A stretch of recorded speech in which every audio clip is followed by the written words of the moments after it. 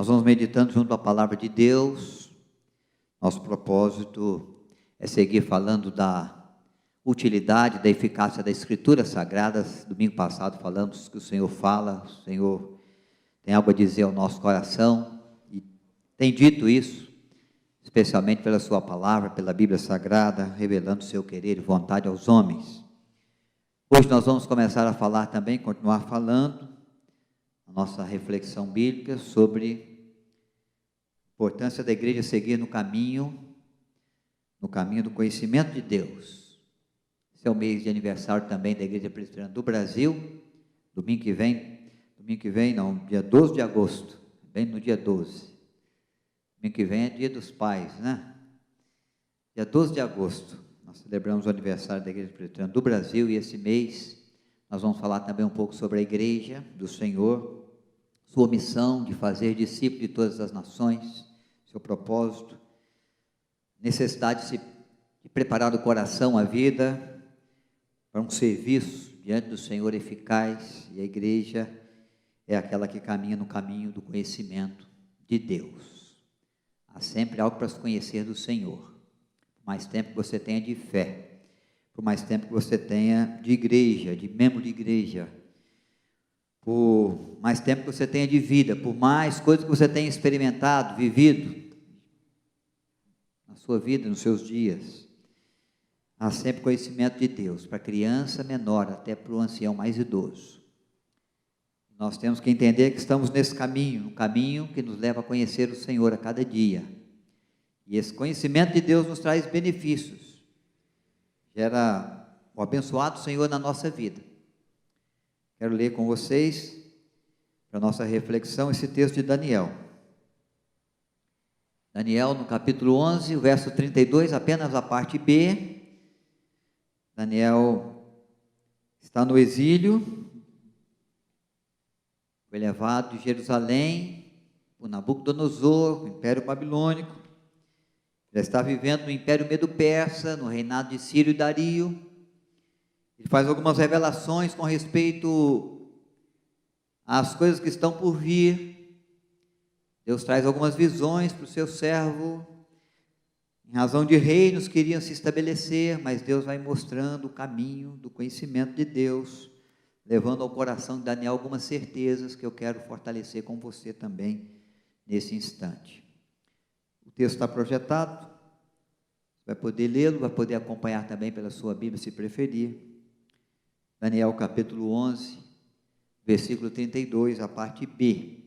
O povo que conhece ao seu Deus se tornará forte e ativo. O povo que conhece ao seu Deus se tornará forte e ativo. Conhecer a Deus é a mais elevada, a mais profunda, a melhor forma de conhecimento que o ser humano pode vivenciar, adquirir. Conhecer o Senhor serve para o cristão, para a igreja, como fonte de força, como fonte de graça, e a Bíblia é o revelado do Senhor para nós, é a regra de fé e prática, é nela que nos instrui, é ela que nos instrui no caminho que devemos andar, ela que mostra a cara de Deus, os atributos de Deus, a pessoa de Deus, que se revela ao homem, que se revela com amor, com graça, com bondade, com planos, com propósitos, com promessas. Temos que olhar para a palavra de Deus. A revelação nos dá, a criação nos dá consciência da existência de Deus, glorifica a Deus, por sua perfeição, por sua grandeza, mas só a palavra de Deus nos mostra o caminho que Ele quer, que Ele tem para nós. Então é preciso crescer no caminho do conhecimento, para que de fato nós possamos nos tornar um povo do Senhor, um povo forte, um povo ativo. Um povo forte é o povo que de fato age com persistência diante das lutas, diante dos desafios, que persevera, que se mostra firme, que se mostra resoluto, que prevalece as provas, as tempestades. Um povo ativo é o povo que realiza coisas boas, que se torna produtivo. O ativo de uma empresa é o resultado do seu trabalho. é onde ele empenha os seus esforços, é onde ela busca desenvolver os seus projetos e as suas ações para alcançar produtividade. A igreja precisa ser forte diante da vida e junto à vida. A igreja precisa ser ativa, produtiva, no propósito que Deus a confiou de fazer discípulos.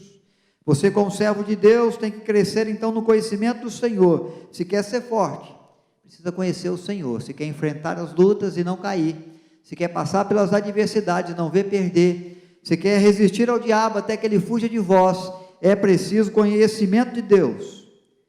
Daniel está avaliando a sua vida, está avaliando a história, está avaliando todas as propostas de Deus e revelações de Deus para o futuro da história. Ele está dizendo, é preciso conhecimento de Deus para se manter forte, para se manter produtivo, para prevalecer diante da vida, para agir com persistência e para ser um instrumento grandioso do agir de Deus. Nós vemos Daniel sendo assim, na sua história. Ele é forte, ele é persistente, ele é perseverante na sua fé, na sua confiança, no seu querer, dentro da vontade de Deus. Por isso ele não senta à mesa do rei e se alimenta das finas iguarias que o rei ordena, mas ele quer ter a sua própria alimentação, ele e os seus amigos, e Deus o mantém robusto, forte. Ele cresce, ele trabalha, ele é tão produtivo que ele é colocado como o conselheiro dos conselheiros, o chefe dos sátrapas, junto ao governo de Ciro. Ele é aquele que de fato persiste na sua caminhada, porque há em Daniel um conhecimento constante do Senhor. Ele é produtivo, ele promove ações, ele tem projetos, ele caminha bem com a sua vida, porque ele encontra no Senhor força para resistir àquela prova que o levou à cova dos leões. Ele se dobra diante de Deus, ele persiste na sua súplica, na sua prece, ele se coloca em oração diante do Pai, ele é lançado na cova dos leões e Deus o livra. A força em Daniel, a atitude, a produtividade, ele é forte, ele é altivo, ele quer que a sua igreja caminhe assim. Quem não quer ser forte? Quem não quer ser produtivo? Daniel está nos dando aqui a dica, uma direção, um conselho. Aquele que quer ser forte e altivo, o povo, a nação, a igreja, que quer ter produtividade, que quer enfrentar e vencer as lutas, os desafios, busca o conhecimento do Senhor. Esse texto é bem claro para nós, um versículo tão pequeno, com uma mensagem tão preciosa ao nosso coração. O conhecimento de Deus nos traz algumas verdades, e eu quero compartilhar esses benefícios com você. Nos torna forte e ativo porque fortalece a sua fé. É a primeira coisa que eu quero lembrar. Fortalece-nos a fé. A igreja é aquele grupo de pessoas que são chamados de iluminados pelo Espírito Santo de Deus, instruídos pelo próprio Senhor na sua palavra. A função do Espírito Santo, ou uma das funções do Espírito Santo, é nos guiar no caminho da verdade, nos revelando o querer de Deus. Quem diz isso é o Senhor Jesus. Em João, no capítulo 16, verso 12 e 13, eu vos enviarei o Espírito Santo, e o Espírito há de conduzi-los à verdade, a verdade plena, a verdade que Deus tem revelado, a verdade de quem Deus é. Tudo isso vai fazer com que aumente em você a fé e a confiança no Senhor. Nós vemos o Senhor revelando a sua verdade aos corações. Nós vemos o Senhor revelando a sua verdade à vida de homens e de mulheres. Nós vemos Deus mostrando o seu propósito, o seu querer, e para cada tempo da história Ele trouxe um desafio diferente. Trouxe para Noé o desafio de acreditar no dilúvio, que a terra seria inundada, que a arca precisava ser construída, que era necessário entrar na arca com a sua casa e proclamar e anunciar que Deus enviava um castigo à nação ou aos homens, e era preciso então que, na confiança deles no Senhor, para se salvar, entrasse na arca, porque as águas iam inundar a terra. Noé acreditou nessa palavra de Deus, exerceu a sua fé, construiu a arca, entrou naquela embarcação quando nenhuma gota d'água havia caído ainda sobre a terra, e o dilúvio veio, e ele e a sua casa foram salvos. foram preservados, com todos os animais, porque foram capazes de acreditar no conhecimento que Deus lhes deu, de que o dilúvio viria. A proposta para Abraão de deixar a sua terra, a sua parentela, sair para uma terra em que o Senhor haveria de mostrar, e Abraão creu nessa promessa, e saiu com a sua casa, e com seus servos, e com o seu rebanho, e se colocou no caminho de uma terra que ele não conhecia. Deus o fez peregrino entre os homens, e depois Deus lhe deu a terra, e fez com que uma grande nação nascesse da sua descendência, e herdasse essa terra, depois de ser conduzido por Moisés pelo deserto, e tomou a terra na direção, na liderança de Josué, seu servo, porque eles creram, eles herdaram a terra, e essa família de Abraão se tornou uma grande família, uma grande nação, e da nação de Israel foram abençoadas as outras nações da terra, na promessa de um Salvador, de um Redentor, de um Messias, que haveria de nascer, e nasceria em Belém, e seria crucificado em Jerusalém. E esse é o próprio Deus, Filho de Deus, Jesus Cristo, aquele que veio para se tornar o Salvador de todo aquele que crê. É promessa de Deus, que precisa receber a nossa confiança. E para ter a nossa confiança, é preciso que conhecemos o Senhor, e o seu poder, e a sua grandeza, e a maneira como os seus planos não podem ser frustrados, e a forma como ele cumpre os seus propósitos no decurso do tempo e da história.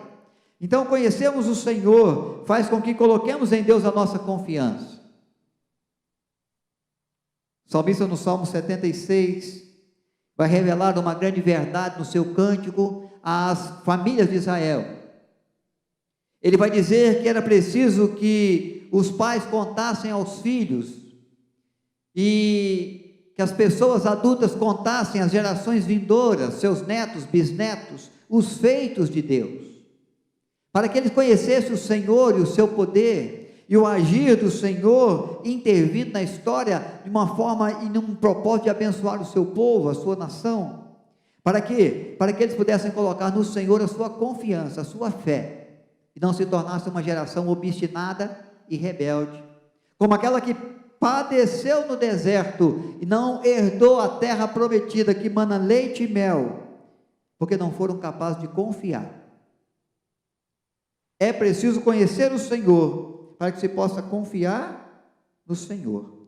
Quanto mais conhecemos a Deus, mais confiamos nas suas promessas, mais nos lançamos nas suas mãos, mais colocamos o nosso esforço, o nosso empenho dentro dos seus propósitos, mais colocamos os nossos pés nos seus caminhos, mais obediência há do nosso coração à sua palavra. Que o Senhor possa de fato nos ajudar a conhecê-lo a cada dia, crescendo no conhecimento de Deus, para que possamos crescer em fé.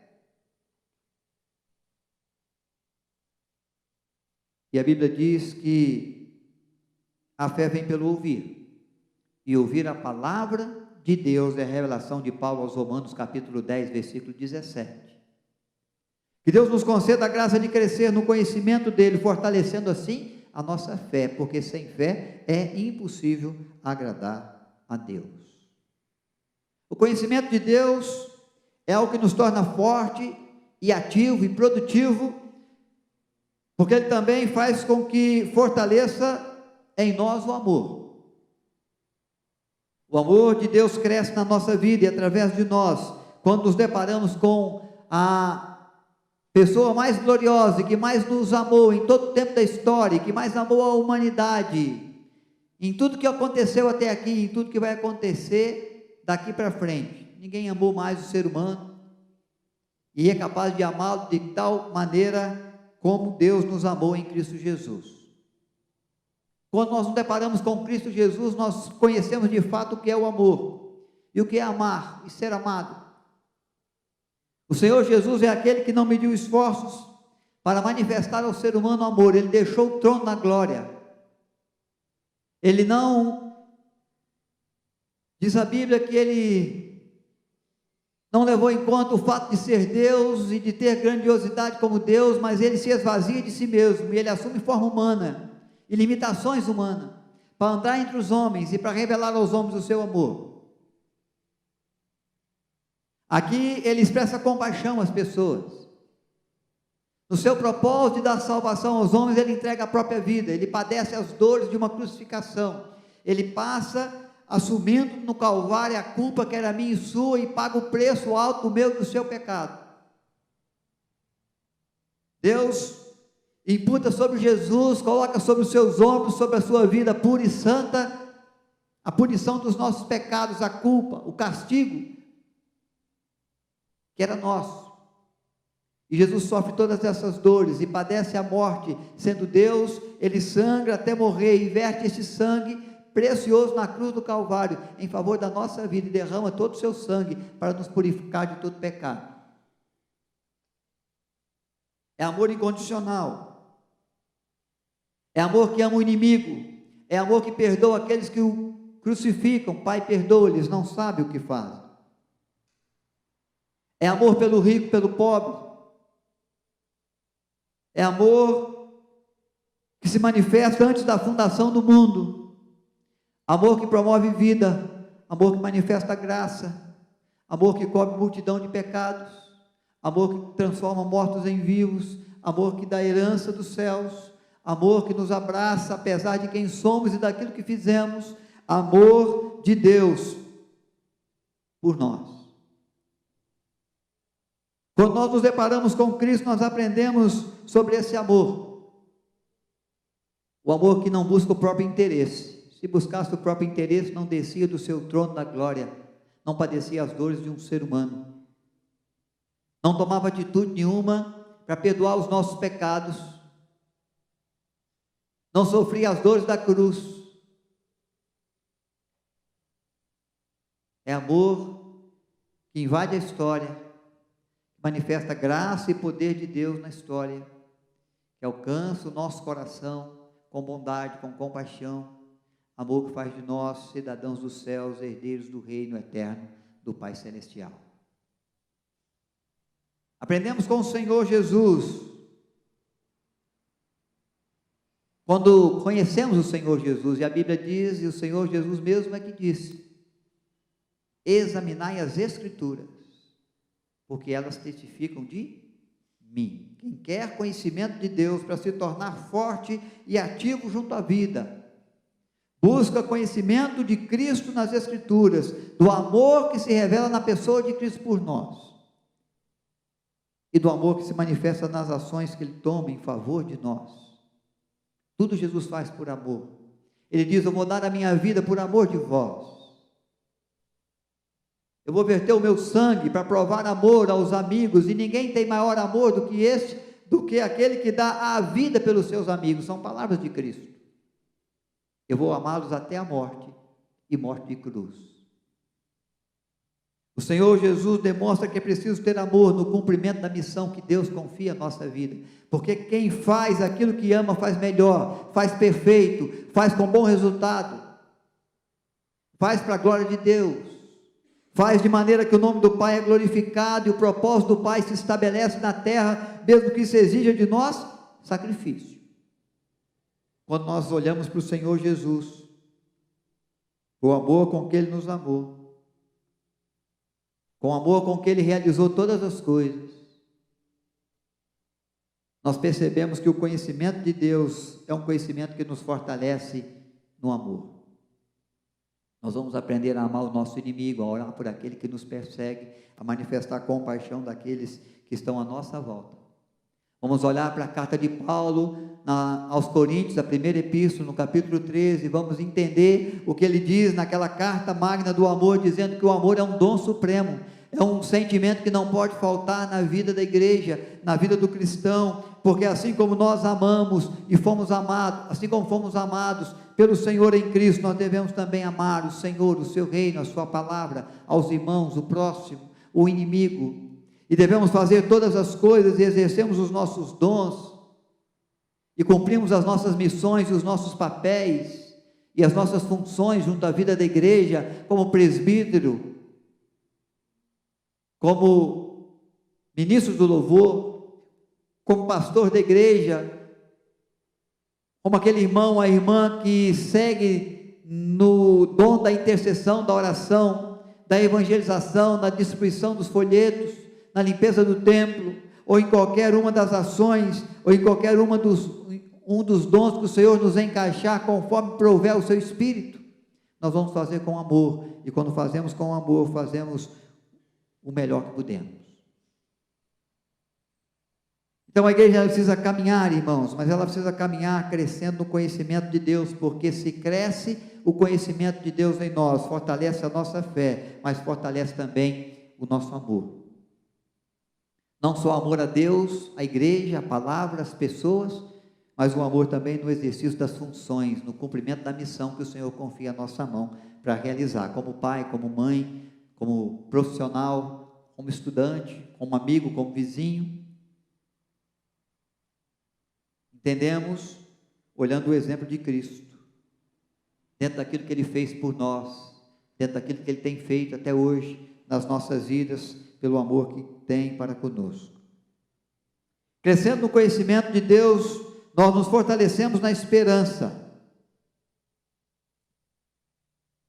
Quando nós conhecemos a Deus e observamos o amor de Deus, e cresce em nós a confiança no Senhor, os tempos adversos, os tempos difíceis, os tempos das impossibilidades nossas humanas, os momentos das lutas ou aflições, elas não são capazes de apagar a esperança que vai no nosso coração, que existe na nossa alma. Quando tudo parece estar perdido e quando não enxergamos uma luz no fim do túnel, surge para nós um sentimento de companhia, de força, de carinho, de amor, de providência de Deus, que nos faz prosseguir, ir adiante, acreditando que o Senhor está ainda trabalhando em nosso favor. Daniel estava na cova dos leões, ele descia as escadas da cova, os leões estavam embaixo, famintos, prontos a devorá-lo, mas ele desce aquelas escadas na confiança sua no Senhor. Ele não perde a esperança, porque ele sabe em quem crê, e está seguro e certo de que Ele é poderoso para guardá-lo em todos os caminhos, em todos os momentos. Ele passa aquela noite na cova dos leões, e o anjo de Deus aparece, e os leões se acalmam e se tornam mansos e tranquilos. E quando o rei vem buscá-lo pela manhã e ergue a sua voz para chamar a Daniel, ele está vivo, está bem guardado e bem cuidado pela boa mão do Senhor, que manteve viva em sua alma a esperança. E ele vai dizer: o meu Deus enviou o seu anjo e tapou a boca dos leões. E ele sai sem qualquer ferimento daquela cova de leões, no agir extraordinário de Deus, que é capaz de fazer preservar em nós a esperança. Mas só quem conhece a Deus, só quem busca a Deus, só quem se coloca diante de Deus em oração, como Daniel se colocava, é capaz de crescer no conhecimento de Deus a tal ponto de não entrar no desespero, de não perder a esperança, de ver a situação difícil, de encarar as noites escuras, de passar pelas tempestades, de enfrentar o mar bravio da vida, da existência, e mesmo assim acreditar que há um agir do Senhor, que torna e traz de volta a bonança, que faz raiar o novo dia, que de fato faz com que o vento e o mar se acalmem para nós, pelo agir de Deus, aquele para o qual não há impossíveis. Mas é preciso conhecer o Senhor, crescer no conhecimento do Senhor, para não perder a esperança. A esperança é como as lentes de um telescópio, que nos faz ver muito mais adiante, muito mais longe de onde estamos, daquilo que vivemos, daquilo que enfrentamos hoje. É olhar o que Deus está fazendo, o que Ele está preparando para nós no amanhã. É confiar de fato no fortalecimento da fé, de que há ainda coisas certas de Deus para nós, que nós não vemos, mas que sabemos que Ele prepara para aqueles que o amam. É confiar no amor de Deus, que não nos abandona, mas que nos abraça, que nos envolve, que faz de nós filhos, herdeiros do seu reino. É manter viva a esperança. Somente o conhecimento de Deus pode manter viva a esperança nos tempos adversos. Jó viveu tempos de perdas. Quem sabe seja Jó o homem, o ser humano que mais perdeu num só momento, num só tempo da vida e da história. Perdeu bens, perdeu casa, rebanhos, riquezas, perdeu família, filhos e filhas. Depois perdeu a saúde a ponto de morrer. Sentiu muitas dores, muito sofrimento na sua enfermidade. Mas não perdeu a sua esperança, não praguejou contra Deus. E ele diz que essa experiência de dor, de sofrimento, de tristeza, de angústia, trouxe para ele um conhecimento maior do Senhor. Ele vai dizer: eu te conhecia só de ouvir falar, mas agora os meus olhos te veem. E olha que quando ele declara essa verdade, meu irmão e minha irmã, ele ainda não tinha sido restituído de Deus de nada. Ele estava que era pele, osso e feridas em cima de uma cama. Mas crescendo o conhecimento de Deus, cresce em Jó a esperança. E ele mesmo é quem declara essa grande verdade: eu sei que tudo é possível ao Senhor, e nenhum dos teus planos, propósitos pode ser frustrado. E nessa confiança e nesse crescimento do conhecimento de Deus, cresce a esperança no coração de um homem moribundo que recebe de Deus a restituição de tudo de volta. Porque Deus é assim, Ele é o maior galardoador, Ele é aquele que mais recompensa aqueles que nele esperam. E quanto mais conhecemos do Senhor, mais cresce, mais se fortalece a nossa esperança em Deus.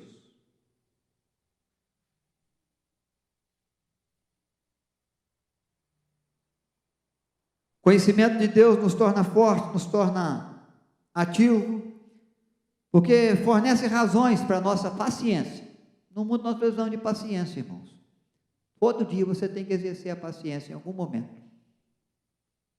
Não é quando você acorda, se levanta, é no decorrer do dia, no decorrer do tempo.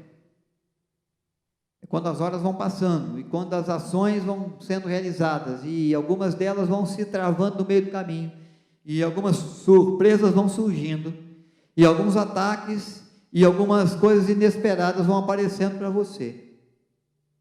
Coisas que te irritam, coisas que te maltratam, que te machucam, coisas que te colocam com nervos à flor da pele. Algumas coisas simples, pequenas, detalhes que te irritam facilmente. Outras coisas graves mesmo, sérias, que mostram para você a dificuldade das circunstâncias e que te amedrontam, que te apavoram e que te levam embora a esperança ou a paciência. E a impaciência surge, com a impaciência a ansiedade. Todo ser humano é muito ansioso. A ansiedade, ela é uma das consequências da impaciência. E ela vai tirando de você a confiança de que as coisas podem se resolver. Ela vai tirando de você a possibilidade de expressar o maior amor. Ela vai tirando de você a possibilidade de acreditar que as coisas hoje vão melhorar. A esperança vai se definhando, vai vazando pelas mãos, porque a impaciência vai tomando conta. Jó poderia ter perdido a paciência com o sofrimento. Daniel poderia ter perdido a paciência com aqueles que bolaram um plano de morte, uma estratégia de morte contra a sua vida. Mas ele mantém a sua paciência, porque ele confia em Deus, porque ele crê na soberania de Deus, porque ele vê o amor de Deus na sua vida, porque ele vê o cuidado de Deus e o agir de Deus, que pode trazer uma solução, uma saída para os seus problemas, para as suas lutas. É um Deus que pode transformar em bem o mal que intentam contra ele, como José declara também, junto às verdades que proclama em Gênesis. Quando era governador do Egito e havia passado por tempos muito difíceis, de escravidão, de prisão, de ameaça de morte para os seus irmãos, mas ele preserva a sua paciência, porque o conhecimento de Deus nos dá a possibilidade de sermos pacientes na tribulação, paciente mediante as lutas, paciente no tempo da aflição, acreditando e esperando pacientemente pelo agir do Senhor. O conhecimento de Deus nos dá essa graça. Crescer no conhecimento de Deus é crescer em esperança. Paciência é proveniente da confiança no Senhor, que vem de um Deus que muito nos ama, um Deus que existe, que se importa conosco, um Deus que trabalha a nosso favor, um Deus que deseja o nosso bem. Quando temos o conhecimento desse Deus, que não descansa nem dorme, mas trabalha enquanto dormirmos, para que tenhamos um dia de amanhã feliz e abençoado, então há a possibilidade de termos paciência para esperar nas bênçãos que Deus reservou para nós, aquilo que Ele preparou com bondade e graça a nossa vida. É preciso crescer no conhecimento de Deus. Só o conhecimento de Deus pode nos tornar fortes, pode nos tornar ativos, produtivos no reino de Deus, na família, na igreja, nas ações que fazemos no trabalho, no proclamar do Evangelho, no amar as pessoas. Por isso é importante crescer no conhecimento de Deus. Há um texto que normalmente nós dizemos às crianças, porque nos revela como crescia o menino Jesus. E diz a palavra de Deus que ele crescia em conhecimento e em graça diante de Deus, diante dos homens.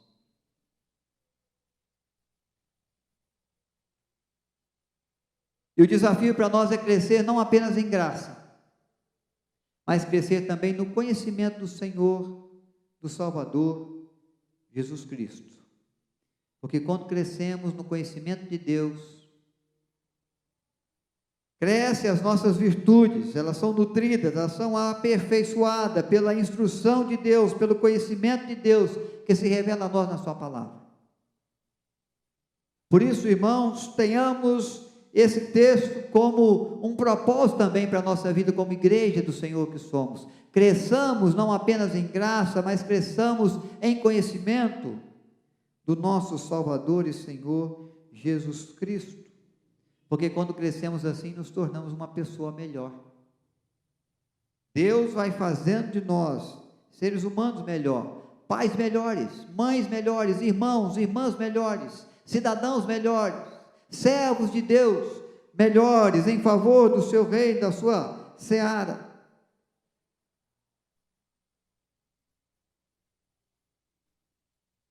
Há necessidade de crescermos, porque há o desejo do nosso coração de sermos fortes, produtivos e ativos em tudo e com tudo que nos envolvemos.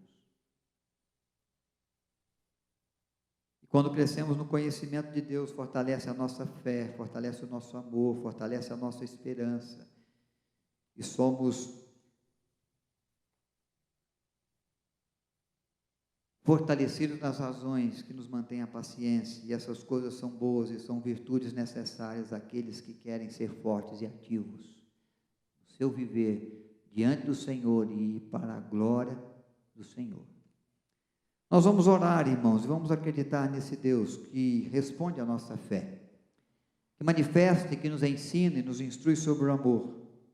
Vamos orar com a esperança de que há um agir de Deus para nós, muito precioso, que alcança a nossa vida, a nossa casa, os nossos planos e projetos, que aponta para nós uma saída, que traz um cuidado todo especial quando clamamos por socorro. Ele nos ouve. E o agir de Deus e o conhecimento de Deus enche o nosso coração de paciência, para que possamos esperar na vontade de Deus, que é sempre boa, é sempre perfeita, é sempre agradável para aqueles que o amam. Quero convidar você a orar, a interceder, a clamar diante do Senhor, e a dizer: Senhor, me torne forte diante dos desafios, diante das circunstâncias da vida, me torne produtivo em favor do seu reino, no exercício da fé, no proclamar eficaz da sua palavra. Por isso me dê do seu conhecimento. Deus se revela porque Ele quer ser conhecido. Ele quer que conheçam sobre o seu amor, sobre a sua salvação, sobre a sua graça, sobre o seu perdão, mas quer que conheçam sobre os seus mandamentos, as suas verdades, os seus decretos, os seus juízos. Porque há juízo, a graça, o amor de Deus para mim e para você. Cresçamos em conhecer o Senhor e nos tornemos cada vez mais fortes e ativos diante das circunstâncias, no realizar das ações, nas buscas, por cumprir os nossos projetos e as nossas missões e projetos que Deus confia a nossa mão para fazer.